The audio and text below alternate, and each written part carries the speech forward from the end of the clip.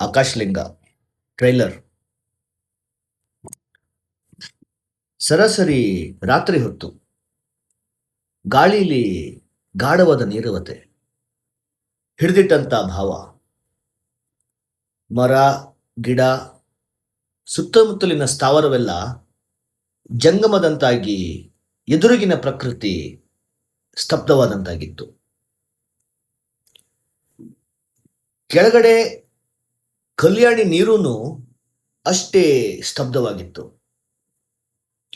ಒಡಲಿನ ತನ್ನೊಳಗಿನ ಸಕಲ ಜಲಚರಗಳು ಕೂಡ ರಾತ್ರಿಗೆ ನಿದ್ರಾದೇವಿಗೆ ಶರಣಾಗಿ ಅಷ್ಟೇ ಸ್ತಬ್ಧವಾಗಿತ್ತು.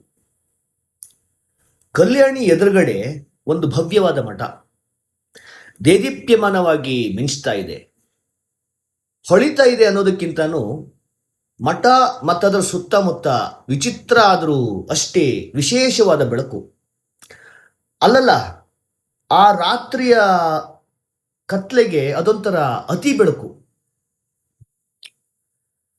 ಕಲ್ಯಾಣಿ ನೀರು ಅದುರುತ್ತೆ, ಒಳಗಿನ ಒಡಲಿನ ಜಲಚರ ಎಚ್ಚೆತ್ಕೊಳ್ಳುತ್ತೆ. ಯಾಕೆ? ಸುತ್ತಮುತ್ತಲಿನ ವಾತಾವರಣ ನಲುಗಿ ಅಷ್ಟರ ಮಟ್ಟಿಗೆ ನಡುಗಿ ತಲ್ಲಣಗೊಳ್ಳುತ್ತೆ.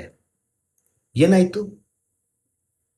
ಇದು ಮುಂದಕ್ಕೆ ಆಗೋ ಸರಣಿ ಅವಘಡಗಳ ಮುನ್ಸೂಚನೆನಾ? ಪ್ರಕೃತಿಗೂ ಅಷ್ಟೊಂದು ಸಮಯ ಬಾಕಿ ಉಳಿದಿರಲಿಲ್ಲ ಅನ್ಸುತ್ತೆ. ಯಾಕಂತಂದ್ರೆ ಅಷ್ಟರಲ್ಲಿ ದೇದೀಪ್ಯಮಾನವಾಗಿ ಬೆಳಗ್ತಾ ಇದ್ದ ಭವ್ಯ ಮಠದ ಮಹಾದ್ವಾರ ಒಡ್ಕೊಂಡು ಒಳಗಿಂದ ಒಬ್ಬಾತ ಮೈಪೂರ್ತಿ ಬೆಂಕಿಯಿಂದ ಹೊತ್ಕೊಂಡು ಉರಿತಾ ಅತಿಯಾದ ನೋವಿಂದ ಚೀರಾಡ್ತಾ ಬೊಬ್ಬೆ ಇಟ್ಟು ಸೀದಾ ಹೋಗಿ ಕಲ್ಯಾಣಿ ನೀರಿಗೆ ಹಾರ್ಕೋತಾನೆ. ಮಠದ ನೀರಿನ ಕಲ್ಯಾಣಿ ಒಡಲೊಳಗೆ ಈಗ ಜಲಚರಗಳ ಜೊತೆ ಹೊತ್ಕೊಂಡು ಉರಿತಾ ಇರೋ ಮನುಷ್ಯನ ದೇಹ.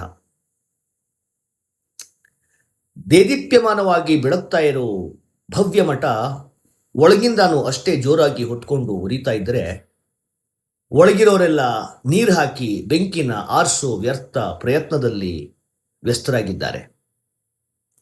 ಏನಾಗಿರ್ಬೇಡ ಅಲ್ಲಿ. Wait for more. ಆಕಾಶಲಿಂಗ.